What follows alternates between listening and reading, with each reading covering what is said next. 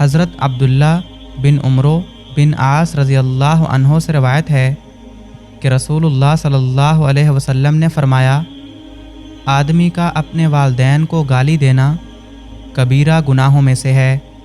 صحابہ کہنے لگے، اے اللہ کے رسول صلی اللہ علیہ وسلم، کیا کوئی آدمی اپنے والدین کو بھی گالی دے سکتا ہے؟ آپ صلی اللہ علیہ وسلم نے فرمایا، ہاں، جب انسان کسی کے باپ کو گالی دیتا ہے تو اگلا انسان اس کے باپ کو بھی گالی دیتا ہے۔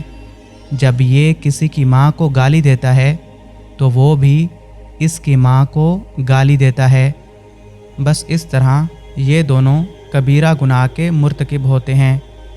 صحیح مسلم حدیث نمبر 90۔